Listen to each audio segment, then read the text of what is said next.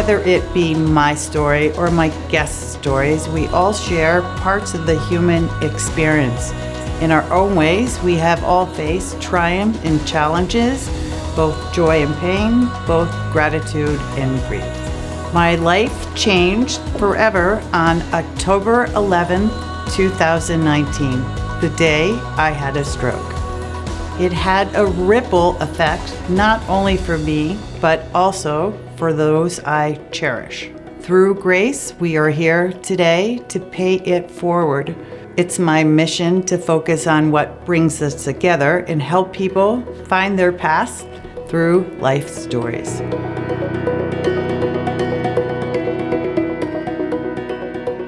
DaVarryl spent most of his youth moving between foster homes. He showed many athletic talents throughout high school in football and basketball, but his true passion for boxing earned him the name Touch of Sleep. He was inducted into the Colorado Sports Hall of Fame on May 4th, 2022. I always say everybody has a story. DaVarryl, you have a lot of stories. Okay, so I'm gonna go to today. You're winning an award for the Colorado Sports Hall of Fame. I'm being recognized. There's an induction ceremony that's going to be held downtown Denver at the Hilton Hotel on Wednesday night, May 4th. I've been inducted into the Colorado Golden Gloves Hall of Fame some years back, about 5 years ago, and so that was huge. You know what I mean? When you have excelled in a particular sport, whether it's wrestling, basketball, football, this happens to be boxing, and you know, you ask your friends, like, man, were you all state? You know, were you all conference? Were you all American? Were you all world? Were you a Hall of Famer? Hall of Fame is just like put that little certain stamp on your status, like, hey, you're one of the best who's ever done that particular craft, that particular sport. So I am over the moon to be recognized for, as Colorado's one of the best athletes ever in the state of Colorado. So it's kind of congratulations. Okay, but I'm gonna go back to your childhood. Okay. You were born where? I was born in Washington, D.C. Jail. It's an annex of the D.C. jail. So it's called D.C. General Hospital. Mm-hmm. But it was connected. My mom was dealing with some issues. She was on heroin, and her lifestyle, you know, relationship, you know what I mean, ended her up in that situation. And so by the time it was time to give birth, she was incarcerated. Again, this is how I remember the story. I have a sister, Demetria, who says we have different things. We're 11 months apart, so we are Irish twins. Same mother, same father, but sometimes we see things differently. And so this is my side of the story. Okay, I want to hear your side of the story. Fair enough. So your mom gives birth, and what I'm told is that the social services has taken over. I'm not sure where my sister was during the time I was giving birth, but the social services have taken my sister and I from her, from my mom, and my mom she was one of 7. So there's other brothers and sisters that could have taken us in custody or taken us at home with them, but they said no, they want to teach you a lesson of using drugs. Again, who wanted to do that? My mother's siblings. Oh. Want to teach her a lesson for using drugs, saying, hey, if they give it to the kids, then maybe she'll get off them. Again, I'm a baby, so I don't really know all the ins and outs. So everybody has their own opinion on what should have happened. I know that my sister and I, Demetria, ended up in a foster care with Dorothy and William Addison, who we know as mom and dad. So I was referring to my foster parents as mom and dad, and my real parents as Connie. My mother's first name is Constance, nickname is Connie. My father's nickname is Willie. So it's been being, I wouldn't say adopted, to be in the foster care. There were 6 of us. There were Demetria, DaVarryl, Clarence, and Clarice. They were twins. His name is Clarence Clarice Thomas. Clarence Thomas is funny. And then their biological kids were Sarah and Wilhelmina. Sarah and I were the same age, and Wilhelmina was a couple of years younger than that. So 6 of us in the house, uptown Washington, D.C. Total mayhem. Yes. No, I thought it was cool because you don't know. When you're a baby, you assume that how you're living is how everyone else is living in their apartment or home or mansion or whatever. You think that everybody else is doing that. What was interesting about it, I felt it was a good neighborhood because we lived across the street from Marvin Gaye, the singer. So it was like. Did you take singing lessons? No, but we just saw him in the yard. He'll have a kufi on. A kufi is a hat that Muslim guys wear, and he'll have a dashiki on. Years later, that's Marvin Gaye. I lived across the street from Marvin Gaye. So it's pretty cool. Okay, so you go to high school? I go to elementary school. Okay, I go to William B. Powell Elementary School, uptown in Northwest Washington, D.C. And we're in school. We were there, my sister Demetria and I were there in the foster home until 9 years old. So I didn't meet my biological mother until 9 years old. Because she asked for you back, or? I think she got herself together so that she could be stable and to be to the social services to meet their needs, whatever that was. My dad and my mom was never together. So he lived this way, she lived this way. When we got out of there, when we returned to our mom, she was living with her mom. So we lived with my mom and my grandma. And then some other aunts and uncles were living there as well. Mm-hmm. So we got a big family, and we were in Warren Street, Washington, D.C., 248 Warren Street. It's a historical home for us because we all were there for so many years. We were there for, I don't know, maybe 2 years. I changed schools from William P. Powell to Maury Elementary. My mom got herself together. We moved out to Livingston Road in Washington, D.C. I attended a school called Friendship. Backtrack a little bit. My mom had another daughter, Donna. Fat Donna was one of my she's one of my favorite sisters. I got a number of sisters, but she's one of my favorite sisters. Because? Just because she just had my back. I mean, like this. I'm gonna get emotional a little bit because as you become because you become adult and you're interacting with your sister, she's always had my best interest. She's always my biggest fan. I would graduate from high school in 1987. She was still wearing my high school jacket in 1990. She has my jacket on. I graduated from school and my football jacket, my Letterman's jacket. So she's so proud of her brother. Then when I was in college, I think I was in Minnesota or Nebraska, and when you're a college student, you're kind of hurting with financial things, so you need all kind of aid or funding that comes about. So Fat Donna, that's my affection name for her, she would send me food stamps.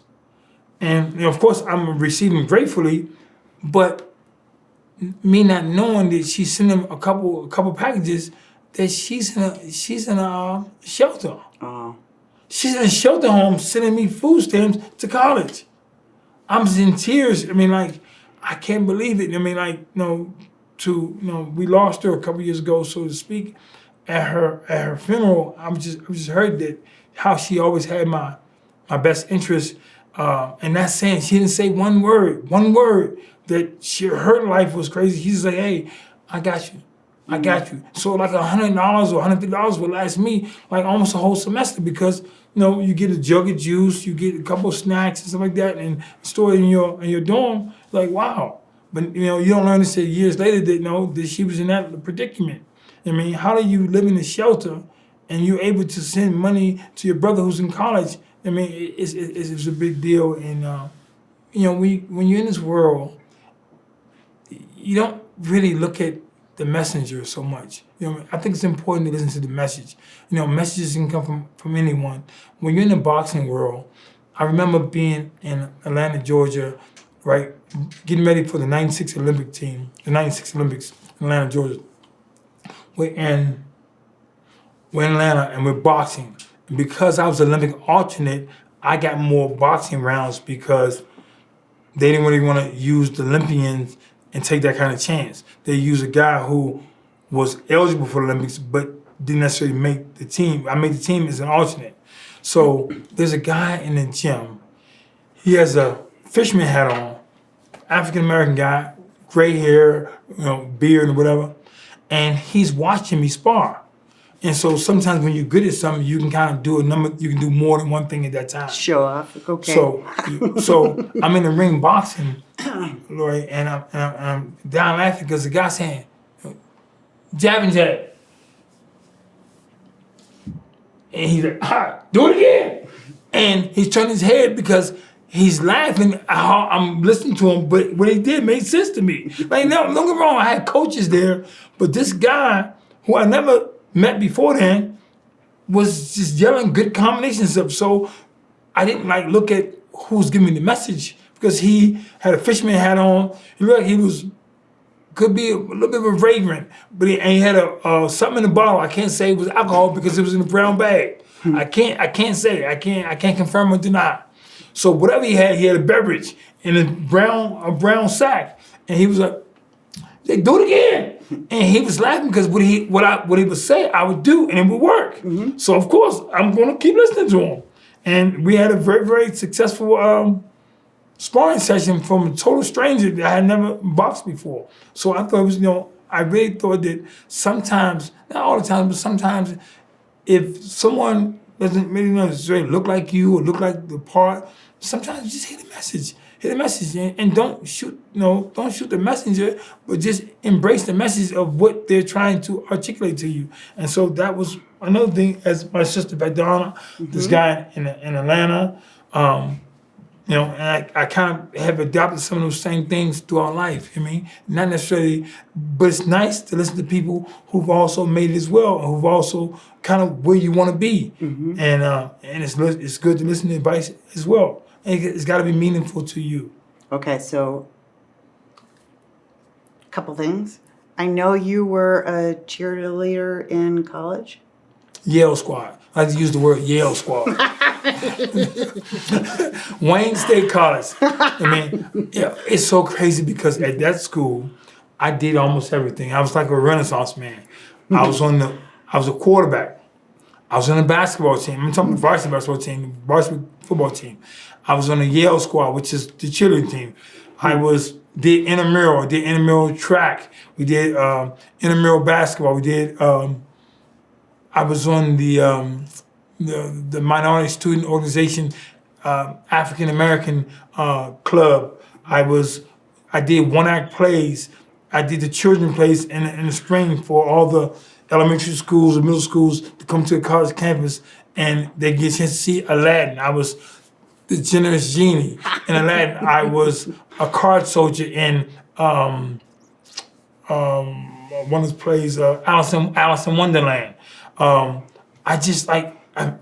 try to make the most of my time in my life, and I feel like that I'm doing that. I think that every credit, every centimeter, every inch that I want to use in a constructive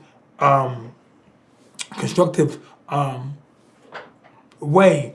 When we met years ago, Lori, that I had a gym that was pretty much a tortilla factory, and it's one big room, and this kind of how I built my business from that one room, and then now we're in a bigger place, but it still had the same rules and regulations of the small room, the same things that made me successful here has made me successful over here. So I'm not looking at the messenger or not looking at where I am, but more or less know who I am and know and where I am. You have a passion for kids.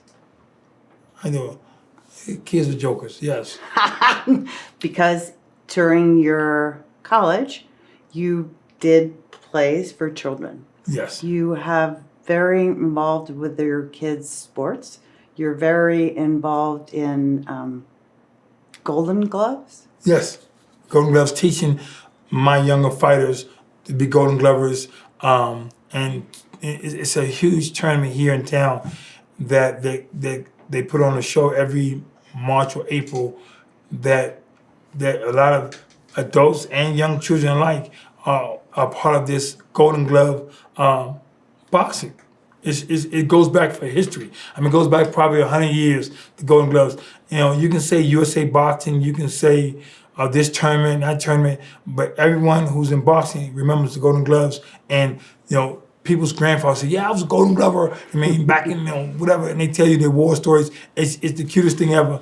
And so Golden Gloves has a history that's just undeniable being affiliated with them. And the boys or girls that you coach? Yes. Success?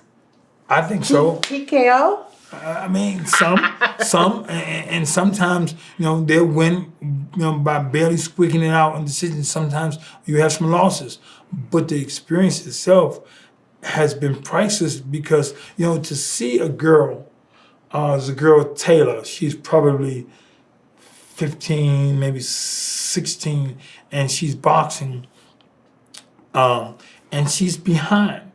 And she knows she's behind. And so she got to pick it up. After the first round, she's behind. The second and third round, because it's 3 rounds, second, third round, she picked it up and I'm screaming my lungs out to have her do certain things. And she's doing it. And then at the end, they raise her hand. And I'm exhausted because of what she put out. And she knows what she can do because she won the fight. And the fight that she was losing, it wasn't like she was winning the fight. She was losing the fight after the first round. So she had 2 rounds to make up and to make it, you know, very convincing wins in those second and third rounds. So that's. I mean, I can name that story and, you know, 20 other stories that someone had that same situation. They had experienced it, or the other way. They win the first round, then they lose because they didn't put a lot more into it than they probably should have. But ultimately, you're the teacher. They came to you, they trust you, and win or lose, they'll always remember you. I think so. That's a really nice way to say it because, you know, when you're in a relationship. And sometimes with these kids, you know, girls or boys, man, they have to trust you to kind of get the job done. It's almost like you're in the armed forces. You're in the Army, the Navy, the Air Force, Marines, and you guys are in the foxhole together. Mm-hmm. And you got to try to figure out how we can get in this foxhole. And when you see some of these soldiers, men and women, and you see some of the boxers, men and women alike, they see each other at a restaurant, they see each other at the movie theater, and they see them embrace each other. Yeah, oh God, man, I know what we've been through because we did it together. There's a very dear friend of mine, Floyd Mayweather, who's now Money Mayweather. When he first started boxing, when he first started turning pro, I had him as Pretty Boy Floyd. I nicknamed him Pretty Boy Floyd. See, he went under Pretty Boy Floyd for a few years, and then he became even more successful, a lot of money, and he changed his name from Pretty Boy Floyd to Money Mayweather. So we would see each other. I hadn't seen him in like 17 years. You know, when like people say, hey, you know, Floyd's changed or Floyd's changed, I'm like, I don't know.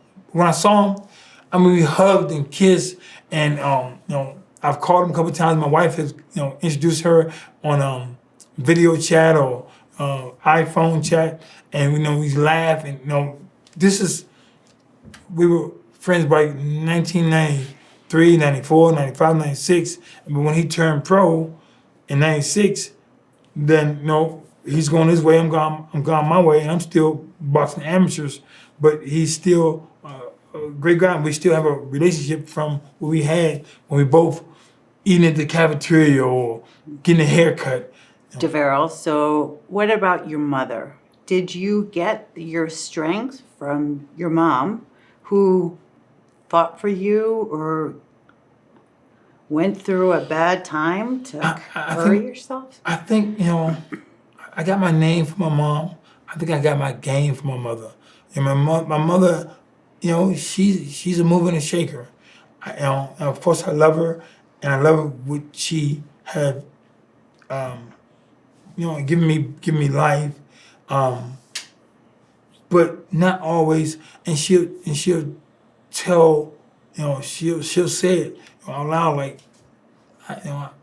as an adult, she say, I hadn't always been the best mother. I mean, like, what you have accomplished, really, I didn't have a lot to do with. So I'm proud of you for doing that beyond, because I didn't really have a hand in it. My grandmother, her mom said the same thing, like, hey, my nickname is Juju, J-U-J-U. And so she said, Ju, like, I really, like, what you've done, we know that we're not, like, directly responsible. Maybe indirectly because your birth or whatever, but not really responsible for you. I'll give you an example. I felt like because I had moved out away from D.C., it was my duty to kind of bring my cousins here to Colorado. So I would buy them plane tickets to come here to visit. And then when they get here, then I would treat them like my kids.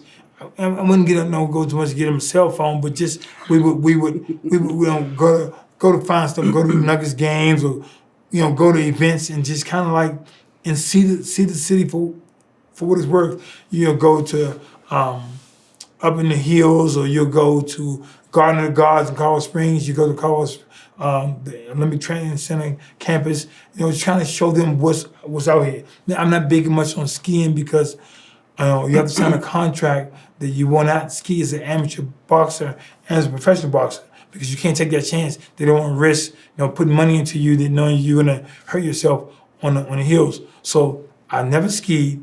I'm the guy who's, in the hot tub. Hey, I see y'all when you get back. I'm telling all the jokes in the hot tub. So, but bringing my family, my cousins out here, it was cool. And I remember my grandmother saying that, hey, it's nice that you do that, but you don't really have to. Well, I felt like I had to. Too much is given, much is expected. If you're given so much, then I think it's take it upon yourself to give back to so much. Who taught you that? I want to say my dad. Okay, why boxing? I wouldn't say why boxing. I think boxing chose me. I ideally thought I would be one of the first or one of the few black quarterbacks in the NFL. That did not materialize. I love basketball as my first love. I love basketball and football before I love women.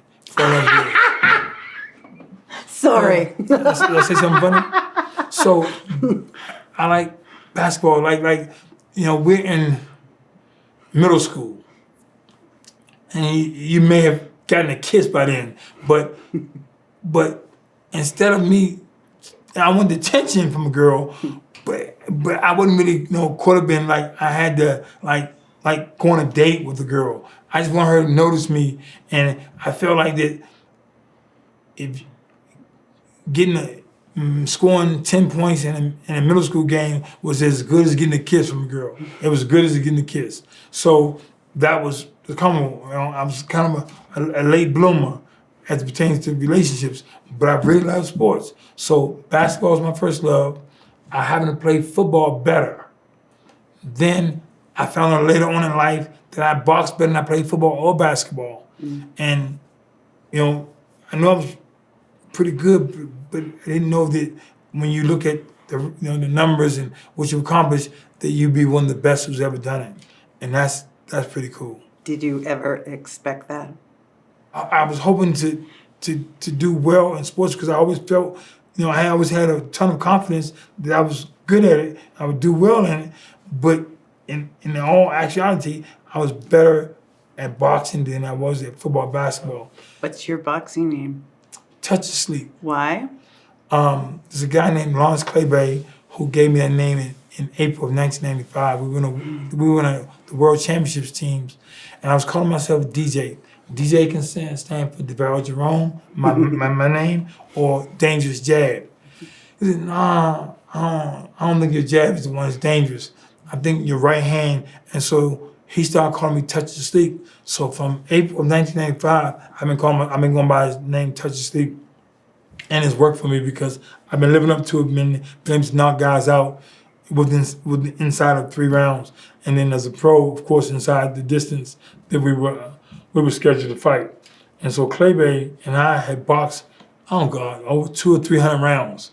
And because of that, he said he could name me because he knew what I had good, and he'll be here as well. So you see love. I mean, like these guys who've done so well over the years, and we enjoyed that time together. They are coming out here, jumping on the plane, and getting out here for this induction ceremony. And I'm just smiling from ear to ear, thinking about my friends and family who will be in attendance. That's your whole life. That is you have worked your whole life for that. And I didn't see it like that, but I'm glad you explained like that. I was just living. I was just turning corners. Tell me about your boxing history.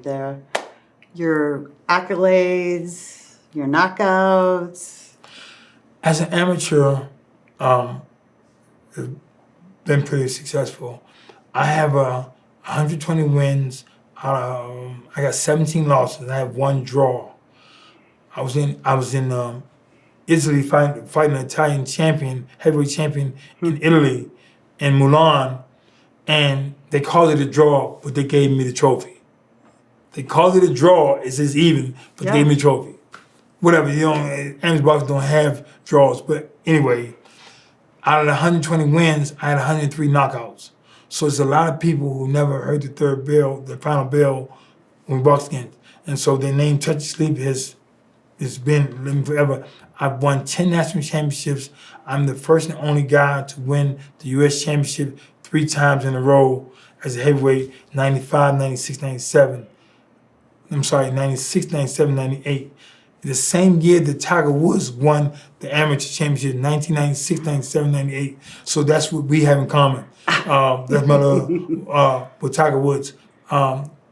It's been a really good ride. I've been an outstanding boxer for a number of tournaments. I've been the best boxer in Tammer, Finland, Sweden. And I've taken home a big trophy as the best boxer in the whole stadium. And Floyd Mayweather was at one fight in 1995. I beat Lamont Brewster. I was an outstanding boxer. I took my gloves. Someone offered me $600 in cash. Give me my gloves. They're yours. Enjoy it and sign them up. They're yours. It's just been to travel the world with these hands have been a really nice treat. When you get off the plane, people taking pictures from you like you are like a rock star because people whispering saying which one of these guys is going to be the next Muhammad Ali, the next Mike Tyson, and they'll like nudge at me like, wow, it was cool. So I'm taking pictures at restaurants and hotels with the managers or the owners, and we just all hugged up. Yo, I mean, but it was pretty cool. I won in the 1997. I won the Muhammad Ali Classic. There's only one in Louisville, Kentucky. By winning that, I was able to make friends or people who were in Muhammad Ali's camp. Okay, I'm going to stop you because these hands in your heart, the heart that you learned, the generosity from your dad. Yes, and just what was my biggest thing that my dad said to me? He said, "Juju, see people for people. See people for people." And I have always did that. Like you go, and not everybody's gonna look like you, not everybody's gonna talk like you, not everybody's gonna walk like you, but just see people for people. And when he said that, I thought that was a priceless advice of me coming from Washington, D.C., going to Rochester, Minnesota, to see people for people. And I did that. I had never met another white person. I never been in the school with a white person. Everything's all black. When I got to college, there were people saying, "Let me touch your hair." Let me touch your hair. I mean, like, it was. But if you just see people for people, we're all the same. And it was. I thought that was a piece of advice that I've never I've always kept in my heart, and I've always used for the whole time of my life, is to see people for people. I'm so happy that my dad has given me a number of things, but that particular thing has really carried me through life, even still to this day. Okay, so you deserve this award because you have worked hard for it and earned it, and I suspect greater things will come of it. You know, again, Lori, great things come of it. No, I'm going to embrace them as well. No doubt about it. I'm kicking and screaming because I was praying to the Almighty that if I'm going to get in these Hall of Fame or these awards, I just want to be healthy to be able to, like, I'm going to gas station. Yo, that's the Hall of Fame right there. We're getting gas. You know, I mean, going in the store. Or I want to be healthy. Sometimes these awards are recognized by a person, and the person is in their 70s. They're now in their late 70s, like, man, they did so much coaching wrestling for 53 years, or they had a good record. They were 68. I'm like, I'm 53. I'm healthy. Like, when you see these athletes who are winning the Hall of Fame for the NFL, the Jerry Rices, they're in their suits and their body looks good. They got the tennis shoes on. I mean, it's a big deal, and I'm gonna have that same suit. A big deal. I'm gonna have that same suit and them same nice tennis shoes on, in my event, because I'm proud of it. But I want to represent, like, myself. I want to represent my family. I want to represent the sport. And what I'm doing now, Lori, is that I'll go to amateur fights because I have a guy or kid fighting at the time, and I'll grab someone, like one of the guys who are been born and raised in Denver, spent a lot of time here in sport. I'll ask him. I say, man, I know they're saying congratulations because you're representing the sport. Okay, there's Jack Dempsey, who got inducted in 1965. There's Corken Gonzalez that got inducted in 1988, and there's DaVarryl Williamson to be in 2022. So that's 34 years ago since they had a boxer in the Colorado Sports Hall of Fame. There's 3 of us ever. There's a ton of basketball, a ton of football, a ton of maybe volleyball or other sports, baseball.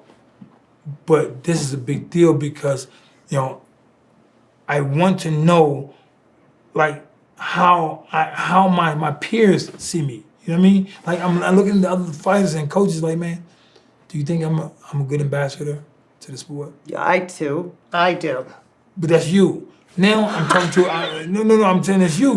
But I want the guys who are in the sport to feel the way they say, absolutely, I'm saying why. I'm asking them why. I'm not asking them to stroke me. I'm asking them, why do you think I'm a good ambassador and this is a good award for me? They say, look, DaVarryl, I've asked you to speak at North High School 20 years ago. You did not hesitate. You came over and spoke to the kids. I've asked you to talk to this kid who's having problems, these 2 twins. You didn't hesitate. I've asked you to make a donation to a program that you have your own program, and you still love on us buying programs or something like that. When these people said it now, I don't remember everything that I've done, but it feels good to hear the guy say, hey, you are the guy, and we are standing behind you, and you are excellent ambassador to the sport of boxing from us. We stand with you, and we are proud. We're so proud of you, and you deserve it. And I want to know that like I told you that I mentioned that I'm getting phone calls and text messages like, hey man, my flight gets in this time, my flight gets in this day. The whole city, not say whole city, the whole hood, my DC is coming. They're coming out here. They're coming strong. And I am so grateful for it. And it feels good the same way the people here were born in Denver and they've been in the boxing community for the last 30, 40 years. They saying, hey, DaVarryl, you our guy. And we stand behind it because I know that you were born and raised here, but you've done more than some of these jokers who've been raised here, who haven't put out as much as you're doing in terms of like your volunteer work or your contributions, just community service, and it feels good. That of course you have to do something in the ring. Number one, you have to be good enough to ring to even get a look. But on top of that, it's not just all about you. You've done so much. You've given back so much. So can I say congratulations in advance, and your daddy would be proud.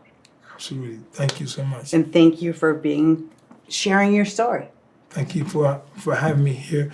I'm honored to be. Everyone wants to be able. Everyone has a story, and it's nice enough for you to say, "Hey, DaVarryl, your story was compelling enough that we wanted to interview you. We wanted to talk to you about it. We wanted you to share some of your experiences and how you see life and what made you, what makes you tick." And I'm grateful for that. Do you have a story to share? I'd love to hear from you. Please visit LoriCorken.com. There you will find more stories like the one you heard today with our series, The Power of a Voice.